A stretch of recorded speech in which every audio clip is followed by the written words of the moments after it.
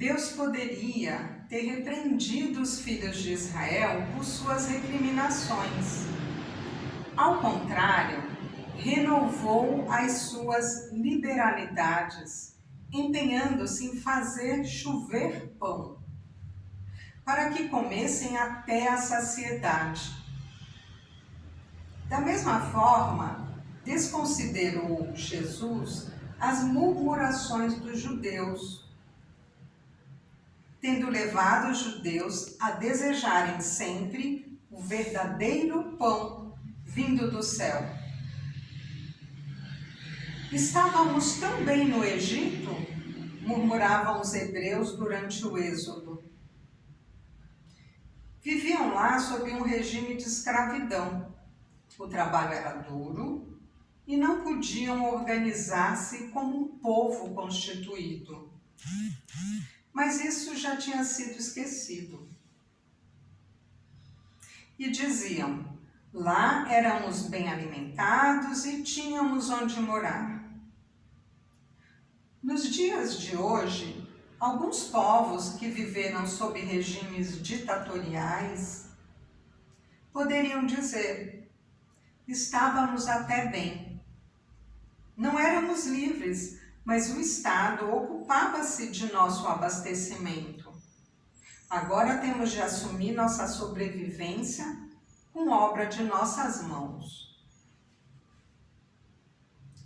A liberdade tem um preço. Pede que arrisquemos nossas vidas no deserto. Em Hebreus 2,15,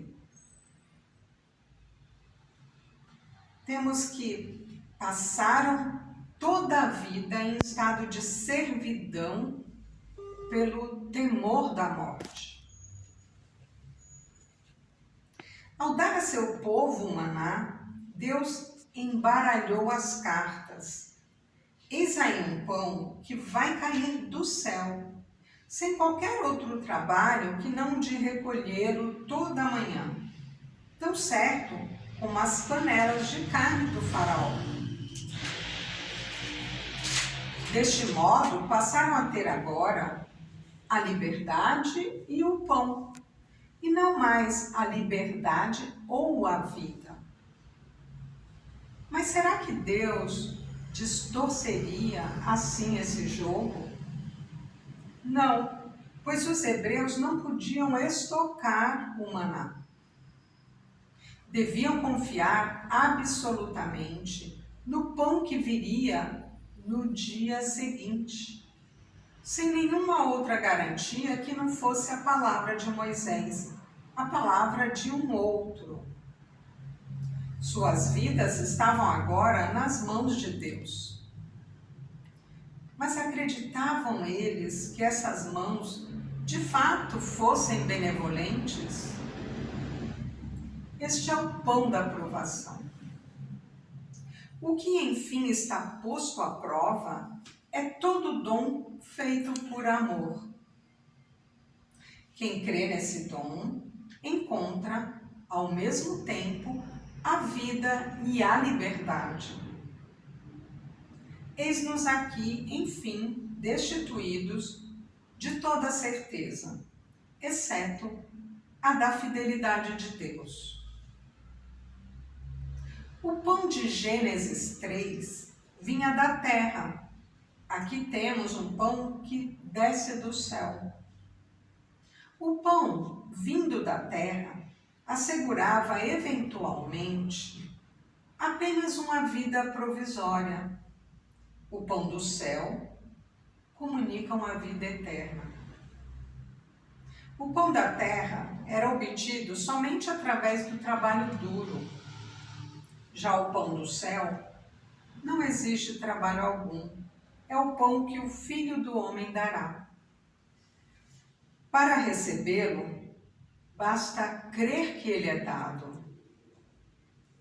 Podemos seguir esse tema do trabalho nos versículos 27 e 28, e no versículo 29 temos a passagem do trabalho à fé, que é puro acolhimento do dom. Temos 6 menções ao dom nesse evangelho. Mas já não era o maná um pão do céu? Não. Não era o verdadeiro pão que veio do céu. Era um pão que perece. O maná não passava da noite. Era uma figura apenas fugidia do pão que permanece até a vida eterna. O maná era o pão para o caminho, para as etapas da nossa caminhada para a terra prometida. Já o pão que o Cristo nos dá, e que é Ele mesmo, é o pão do fim dos tempos, do final da estrada. Por Ele, a vida de Deus vem para dentro de nós e nós entramos nela. Mas não esqueçamos que, para que isso se realize, não é bastante comungar na Eucaristia. É preciso que a cerimônia ritual signifique a nossa escolha de deixarmos-nos habitar e transformar por essa vida de Deus, que tem como característica ser um dom. Vida que deve tornar-se a nossa vida. Comer é mais do que comer. O pão é mais do que pão. Ficastes satisfeitos porque comestes o pão, disse Jesus, não porque vistes os sinais. Ou seja, na multiplicação dos pães, a multidão deveria ter compreendido toda a imensa ternura que os envolvia a cada um e que os fundava. Aliás, independente até mesmo da multiplicação dos pães, a simples cumplicidade entre nossas vidas e o conjunto da natureza que nos conduz e alimenta deveria provocar o nosso espanto e admiração, sendo quais forem as explicações científicas que se possam oferecer. Repitamos como Santo Irineu. Uma vez que somos nutridos pela criação, Ele, o Cristo, confirmou, ao dar sua carne e seu sangue, que o cálice que vem da criação era o seu sangue, pelo qual Ele fortifica o nosso sangue. Ele confirmou que o pão que vem da criação era o seu corpo, pelo qual Ele fortifica o nosso corpo. O mistério da criação e o mistério da nossa elevação até a vida de Deus são uma coisa só. O primeiro é o sinal do segundo. O dom de si mesmo que o Cristo nos fez vem confirmá-lo. A multiplicação dos pães, com efeito, foi um sinal pascal. E pela Páscoa ficamos sabendo que o universo, de uma forma ou de outra, vive desde sempre o gesto pascal.